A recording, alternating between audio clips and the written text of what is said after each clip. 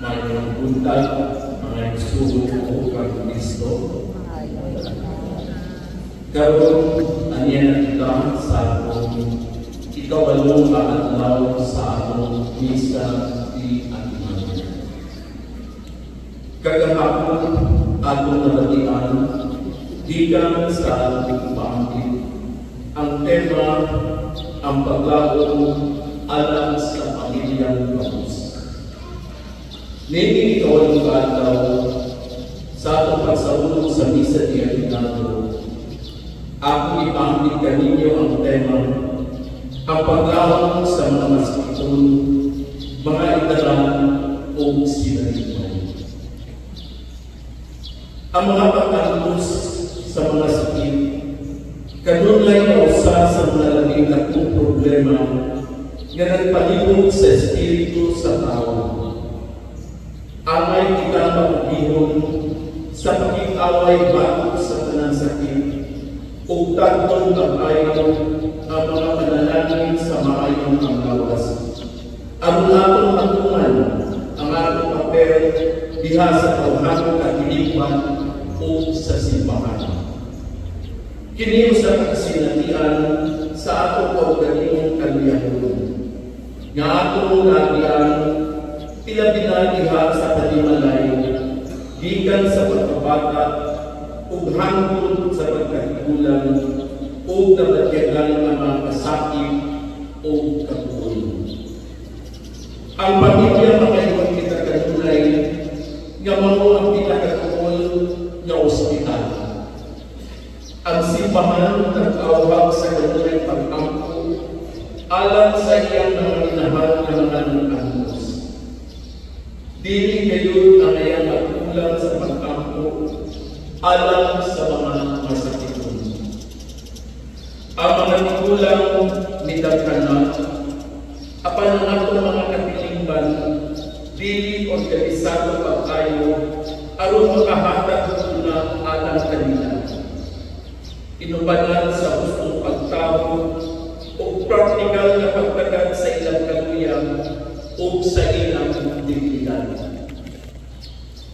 Sa usa ka sibilisasyon, dili walay na alang sa mga tigulang o din sila isalikway, tungod kay sila nagmug na o mga sumirahan.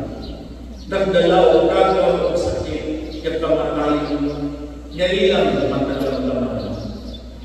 Diha sa tradisyon sa simbahan, adunay gandang kaalam, nga kanunay nagpalbiyo sa kaipuhan sa mga tigulang.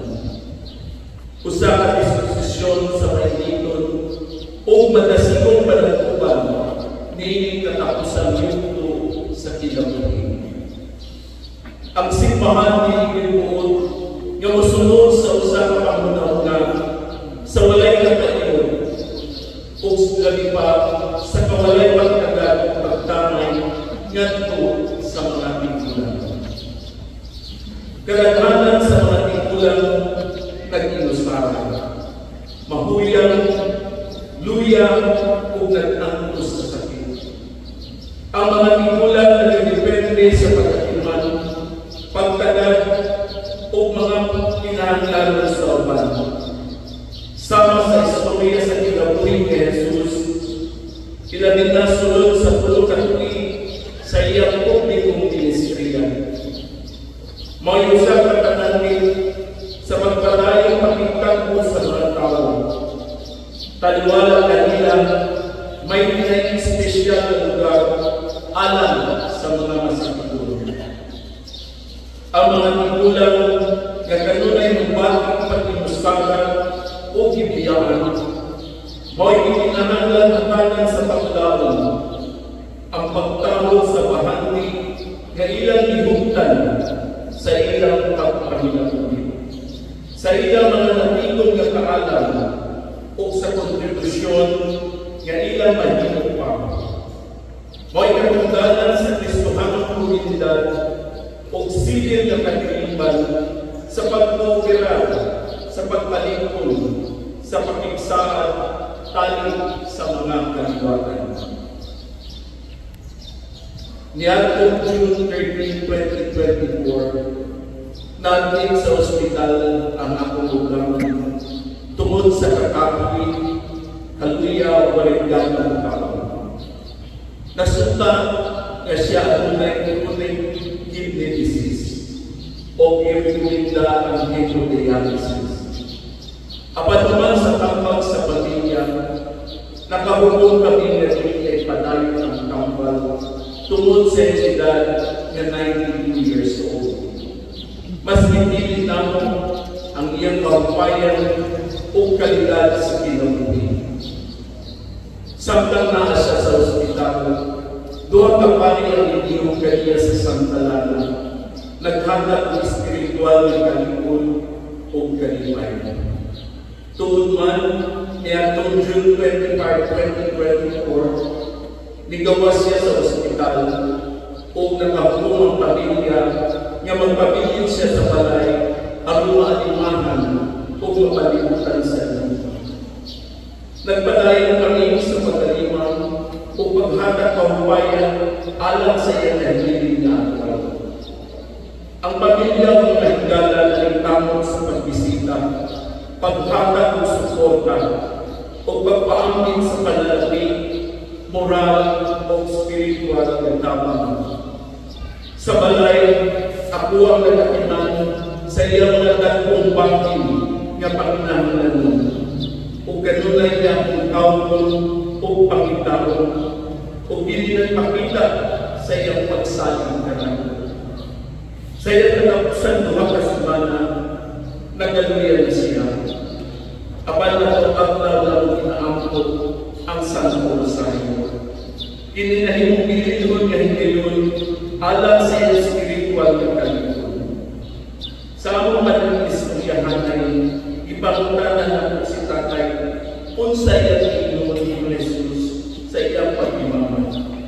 Ningon siya, Ginoo, ikaw na ang bahala kung imo ako ngayon. Ayaw lang pasagdi ang akong mga anak o mga ako. Nagpakita kini sa iyang laon kapagtuo, pagpaupos o gugma sa pamilya. July 9, 2024, sa iyang katapusang lockdown, nakikuban ng pamilya o nag-akong taniya sa Santo Rosario. Si Tatay nihulong sa kalinaw o pagulay. Humaningi ako i-offer ang prayer of commendation for the time. Nakaingon ko, Ginoo, salamat na nakauban ni Tatay sa iyong pagkaunihang kanino. Bisan sa kalisod, ihatagan kami sa Ginoo kalipon o grasya, ang mahatagan siya o bibigat sa tumang hangtod sa iyang katapusan ginhawa. Usa ka magpahinumdum sa natutugma o presensya sa Diyos sa among pamilya. Punang na ang inyong pamilya, karoon o matagkan daw paglakuan. Ayaw itutod niya ang busy na kalimutan, makapugong kanimo sa pagpakita kung unsa nimo kay tugma o ipasalamatan ang imong pamilya sama sa pagmamahal nimo sa Ginoong Diyos. Daghang salamat o malipayong Pasko kaninyong tanan.